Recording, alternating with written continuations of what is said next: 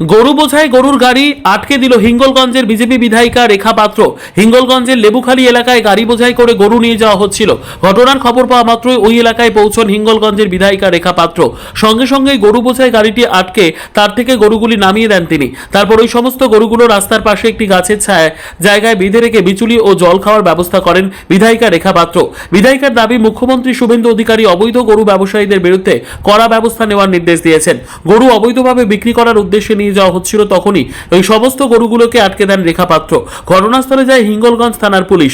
ওই গরু বোঝাই ট্রাকের কি কি নথি রয়েছে, গরুগুলিকে কোথায় নিয়ে যাওয়া হচ্ছিল তা খতিয়ে দেখছে হিঙ্গলগঞ্জ থানার পুলিশ। আটকালেন কেন? গরু গাড়ি আটকালাম কেন? আমাদের সরকার গরু আমাদেরকে একটা গাইডলাইন বেঁধে দেওয়া হয়েছে যে 14 বছরের নিচে কোনো গরুকে বেআইনিভাবে তাকে সেই গাড়ি সেই মুহূর্তে ধরতে হবে এবং তাদের কাছে জন্ম সার্টিফিকেট দেখতে হবে, চেক করতে হবে, জন্ম সার্টিফিকেট চাইতে হবে। জন্ম সার্টিফিকেট দেখাতে পারে 14 বছরের নিচে যদি থাকে সেই গরু ইলিগাল, থানা কেস হবে তাদের নামে। আর যদি লিগাল হয়, মানে 14 বছরের উঠতে হয়, সেই গরু আমরা সসম্মানে সেই ব্যক্তিকে দিয়ে দেবো এবং সেই ব্যক্তিকে আমরা ছেড়ে দেবো সসম্মানে। কিন্তু 14 বছর না হলে আমরা সেই গরুকে আটকাবো এবং ওই গরু মালিকের হাতে তুলে দেবো, নাহলে গলা দড়ি খুলে আমরা গুদাম ছেড়ে দেবো। আজ কোথায় আটকালেন এটা? এটা আমাদের লেবুখালীতে আটকানো হয়েছে এবং ওনারা দুলদুলিপাড় থেকে গরুগুলো কিনে নিয়ে যাচ্ছিলেন। এখানে দেখুন শুধু গরু মানে মধ্যবয়স্ক গরু যে তা নয়, ছোট ছোট 3 মাসের 4 মাসের বাছুর পর্যন্ত আছেন, আর সেগুলো ভিতরে লুকিয়ে নিয়ে যাচ্ছে, বলছে নেই বড় গরু। ওগুলো বাড়ি পোষার জন্য নিয়ে যাচ্ছে। সার্টিফিকেটটা দেখাও না। প্রশাসনকে জানিয়েছেন আপনারা? অবশ্যই এখানে হিঙ্গলগঞ্জ থানার মেজবাবু আছেন উপস্থিত, উনি প্রত্যেকের নাম এবং ফোন নাম্বার ওনার ঠিকানা নিয়ে নিয়েছেন। ব্যবস্থা নিই, আর না নিলে আমাদের নিতে হবে। ওনারা বলছেন ছেড়ে দিতে, আমরা হয়তো মানুষকে ছেড়ে দিতে পারি, কিন্তু আমরা গবাদি পশুকে ওনাদের হাতে তুলে দিতে পারি না। আমরা বেআইনি, আমরা সরকারের থেকে যদি এইরকম অপকর্ম করি না, দুর্নীতি করি, তাহলে মানুষ আমাদের ভরসা বিক্রি করে।